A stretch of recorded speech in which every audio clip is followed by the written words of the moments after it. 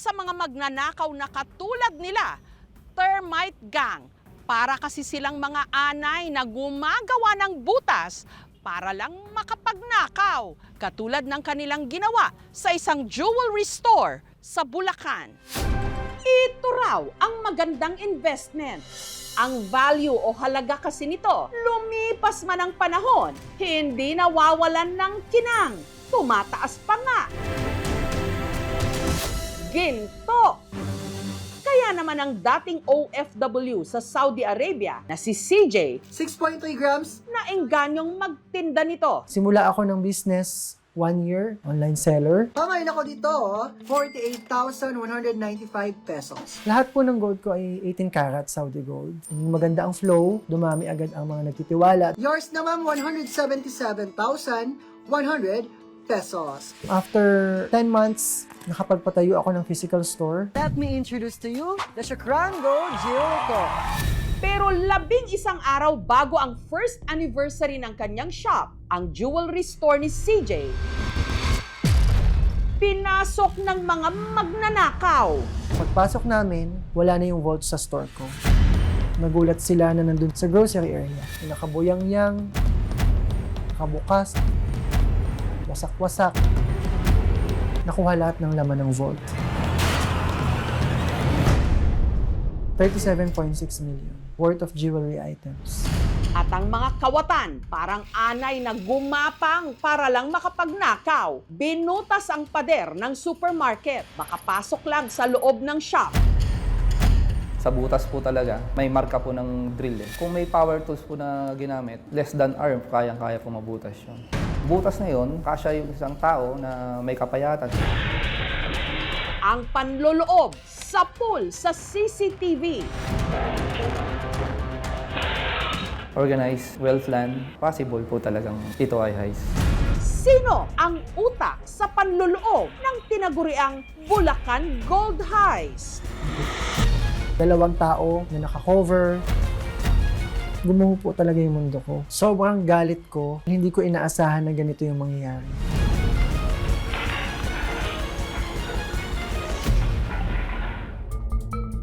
Ang jewelry store ni CJ nasa loob ng isang supermarket sa Malolos, Bulacan. Lahat ng anggulo doon may CCTV kami. May motion detection alarm. Kaya naggulat daw siya madaling araw nitong February 3 nang may na-detect na kahina-hinalang kilos sa tindahan. May nag-notify sa cellphone ko. Mag-aalas 2:30 ng madaling araw, makikita ang dalawang lalaking ito na pilit na sinisira ang estante ng tindahan.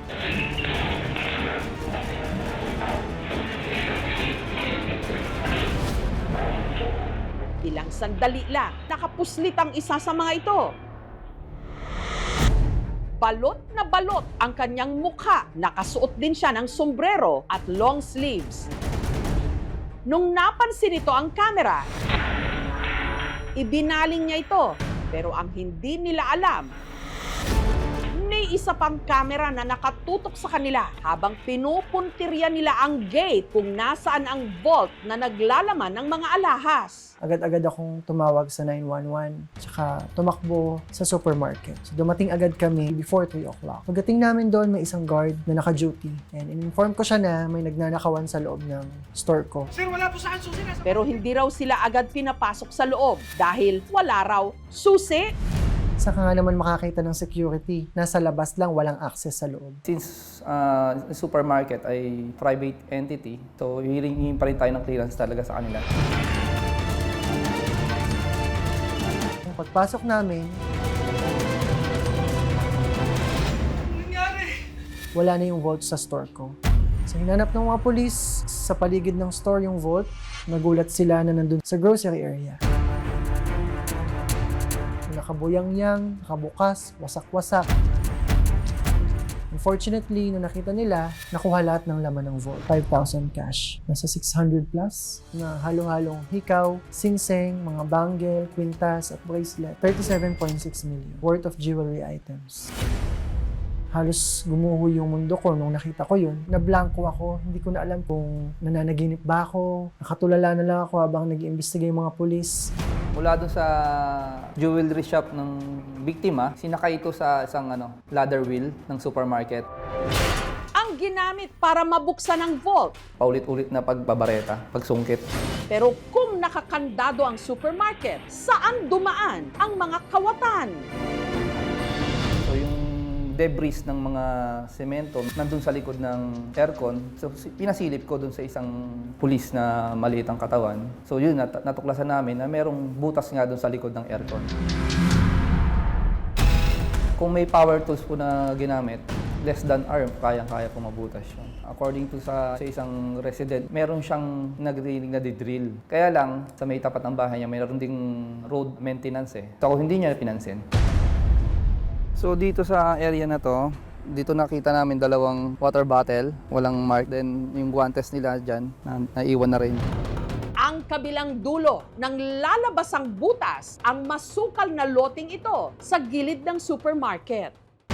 Matapos ang isinagawang investigasyon, ang mga pulis may natukoy na 5 persons of interest. Meron tayong isang person of interest na membro siya ng termite gang. Ganito rin yung modus nila. Bumubutas din ng pader. Na-identify ito ng witness natin. Nakausap pa niya to habang nangangalakal siya ng mga basura. Yung isang driver ng kotse na paikot-ikot dun sa area na nagmamasid. Kabilang din sa listahan ng persons of interest ng Philippine National Police ang naka-duty noong gwardiya. Pati na ang mga nag-install ng CCTV ni CJ.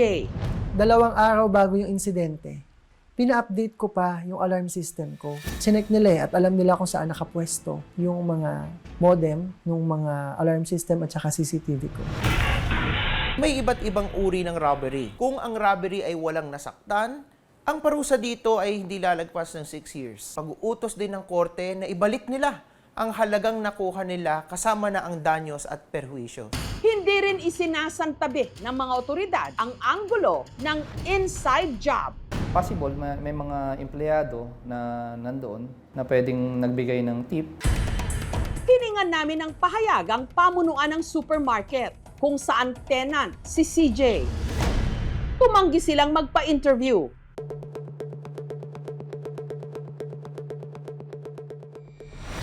Hinanap din ng aming team ang nag-install ng CCTV sa tindahan ni CJ. Sa oras na ginagawa ang ulat na ito, hindi pa sila nagbibigay ng pahayag. Nito lang nakaraang taon, may napaulat din na mga nakawan sa iba pang mga tindahan ng alahas sa bansa. Sa kuha sa CCTV.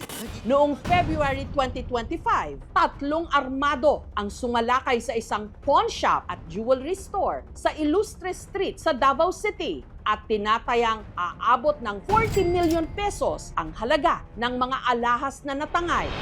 Noong December 2025 naman sa Pavia, sa Iloilo, sa pamagitan ng drainage access o imburnal ng isang mall, palihim na nakapasok ang mga suspect at itinakbo ang mahigit 30 million pesos na halaga ng mga alahas at cash mula sa isang jewelry store at sa katabi nitong money changer. Yung mga ninanakaw na alas, sinachop-chop, maaari nilang ibenta kung ayaw nila ng traces. Itutunawin nila. Ang dapat dyan, yung mga layered security. Panic alarms, kahit may matouch lang sila, nagpa-panic alarm na agad sa pinakamalapit na police station. Samantala, ang butas sa pader ng supermarket, nakasimento na ngayon, habang ang tindahan ni CJ, tigil operasyon muna. Sa mga kawatan, di ko lang alam kung paano yan sila makakatulog at paano nila harapin yung konsensya nila. Lumaban kayo ng patas. Magbanat kayo ng buto nyo. Paano nyo nalulunok yung mga pinagnakawan ninyo? Paano nyo na ipapakain sa pamilya nyo? Yung hindi naman inyo, hindi naman dugot pawis ninyo. Pamain ako dito. Tinuloy po namin yung live selling dahil dito po ako nadapa eh. Dito din po ako babangon. Planado, sistematikong isinagawa, parang heist o yung mga napapanood sa pelikula. Sa laban kontra sa mga umaatake sa mga tindahan ng alahas, hindi sapat ang bakal at simento. Kailangan ng mas masusing pagbabantay at pagdakip sa mga anay ng lipunan.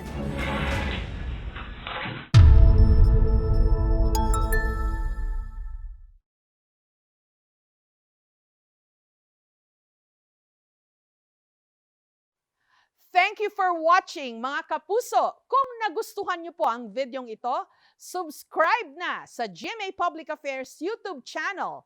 And don't forget to hit the bell button for our latest updates.